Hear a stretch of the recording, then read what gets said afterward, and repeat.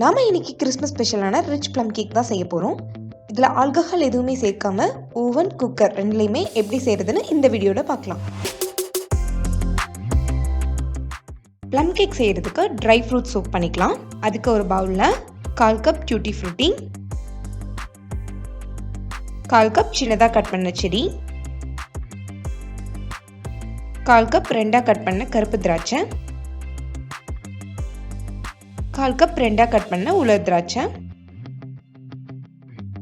முந்திரி பாதாம் ரெண்டும் சேர்ந்து 1/4 கப் அளவுக்கு கட் பண்ணி எடுத்திருக்கேன். அதையும் சேர்த்துட்டு 1/2 கப் அளவுக்கு சின்னதாக கட் பண்ணின பேரிச்சம்பழம், இது எல்லாத்தையும் 1/4 கப் அளவுக்கு கையில் பிழிஞ்சு வடிகட்டி எடுத்த ஆரஞ்சு ஜூஸ் விட்டு மினிமம் 2 ஹவர்ஸ்க்கு ஊற விட்டுடலாம். ஆரஞ்சு ஜூஸை மிக்சியில் சேர்த்து எடுக்கும்போது அதில் ஒரு கசப்பு சுவை வந்துடும். உங்களுக்கு டைம் இருந்ததுன்னா 1 or 2 days கூட ஊற வச்சுக்கோங்க. ஆனால் இன்னும் கொஞ்சம் ஜூஸ் அதிகமாக விட்டுட்டு. அடுத்து கேரமல் சிரப் பண்ணுறதுக்கு ஒரு சாஸ்பேனில் 1/4 கப் அளவுக்கு சர்க்கரை சேர்த்துட்டு அதை லைட்டாக கலந்து விட்டுட்டே இருங்க.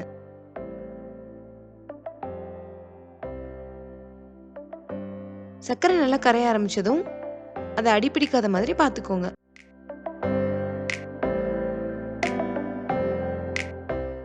இந்த மாதிரி ப்ரௌன் கலரா ஆகி வந்ததும் அது கூட 1/4 கப் அளவு சூடான தண்ணி சேர்த்து கலந்துட்டு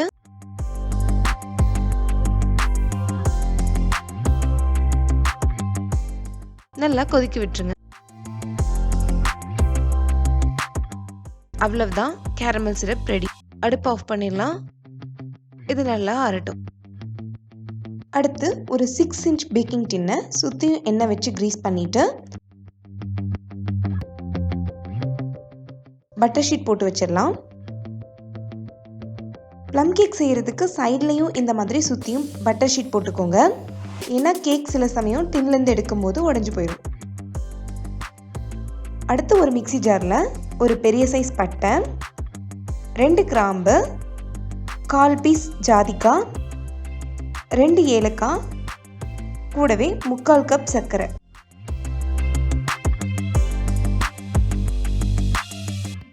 எல்லாத்தையும் சேர்த்துட்டு நல்லா பவுடர் பண்ணி எடுத்துக்கோங்க.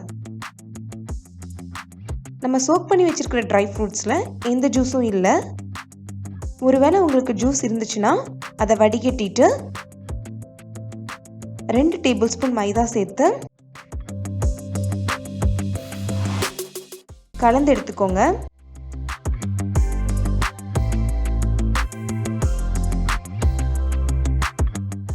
கேக் பேட்டர் செய்ய ஆரம்பிக்கிறதுக்கு முன்னாடி நீங்கள் ஓவனில் கேக் செய்கிறதா இருந்தால் ஓவனை 180 டிகிரி செல்சியஸ்க்கு 10 மினிட்ஸ் ப்ரீஹீட் பண்ணிக்கோங்க.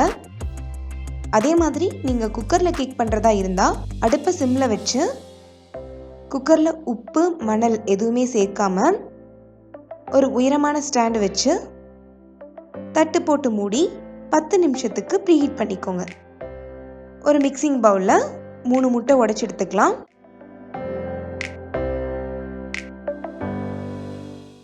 அது கூட 1/2 டேபிள் ஸ்பூன் வெனிலா எசன்ஸ் சேர்த்துட்டு ஒரு ஹேண்ட் விஸ்க் வச்சு நல்லா கைவிடாமல் ஒரே டைரக்ஷனில் 3 நிமிஷம் போல் அடிச்சு எடுத்துக்கோங்க. வெனிலா எசன்ஸை முட்டை கூடவே சேர்த்திங்கன்னா தான் உங்களுக்கு கேக்கில் முட்டை ஸ்மெல் வராது. இப்போ 3 நிமிஷம் போல் அடித்ததுக்கப்புறம் முட்டை நல்லா நுரைச்சி வந்துருச்சு.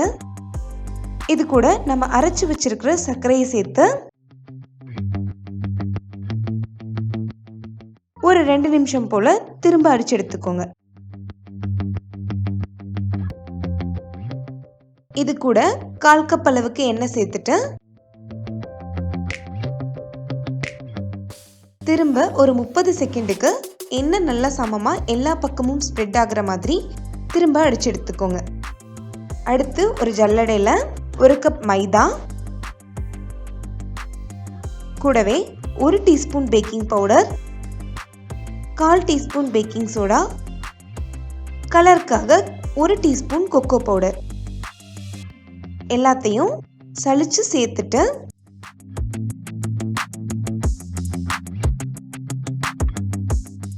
நல்லா கட் அண்ட் ஃபோல்ட் மெத்தடில் இந்த மாதிரி மாவு எல்லாத்தையும் மடிச்சு விட்டு நல்லா கலந்துக்குங்க.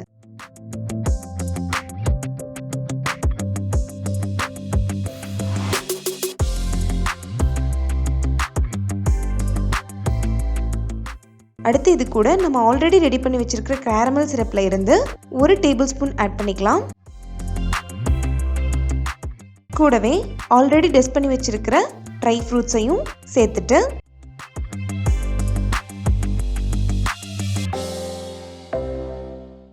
நல்லா கலந்துக்கலாம். நீங்க விருப்பப்பட்டா கேரமல் சிரப் சேர்க்காம கூட பண்ணலாம்.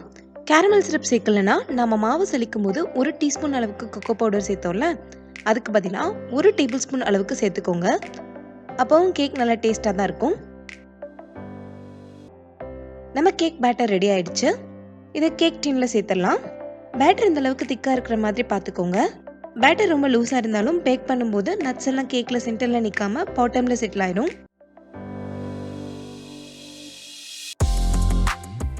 பேட்டரை சேர்த்ததும் இந்த மாதிரி 2 முறை தட்டி விட்டுக்கோங்க. ஏதாவது ஏர் பபிள்ஸ் இருந்தால் ரிலீஸ் ஆயிடும். இப்போ இந்த பேட்டரை ப்ரீஹீட் பண்ண ஓவனில் வச்சுட்டு 160 டிகிரி செல்சியஸ்க்கு 70 நிமிஷம் பேக் பண்ணி எடுத்துக்கலாம். இதே மாதிரி இன்னொரு பேட்ச் ரெடி பண்ணியிருக்கேன். அதை ப்ரீஹீட் பண்ணி வச்சிருக்கிற குக்கரில் வச்சுட்டு மூடி போட்டு மூடி 80 நிமிஷம் பேக் பண்ணி எடுத்துக்கோங்க. 70 நிமிஷத்துக்கு அப்புறம் நம்ம ஓவனில் வச்ச கேக் சூப்பராக பேக் ஆகி ரெடியாக இருக்குது. இதை வெளியே எடுத்து ஆற விட்டுலாம். அதே மாதிரி 80 நிமிஷத்துக்கு அப்புறம் நம்ம குக்கரில் வச்ச கேக்கும் ரெடி ஆயிடுச்சு. இந்த மாதிரி ஒரு ஸ்டிக் விட்டு பார்த்தீங்கன்னா ஸ்டிக் கிளியராக வந்துச்சுன்னா கேக் ரெடி ஆயிடுச்சுன்னு அர்த்தம். இது கவனமாக வெளியே எடுத்துடலாம். இது நம்ம ஓவனில் பண்ண கேக், இது குக்கரில் பண்ண கேக். இது ரெண்டுமே ஆறுனதுக்கு அப்புறம் டின்ல இருந்து வெளியே எடுத்துட்டு கேக்கை கட் பண்ணிடலாம்.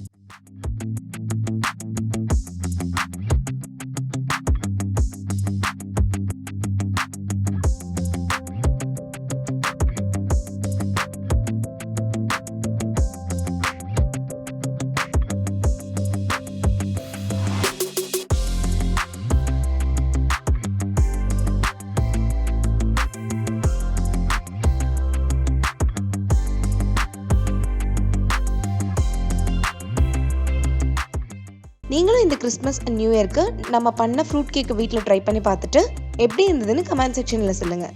தேங்க்யூ ஃபார் வாட்சிங்.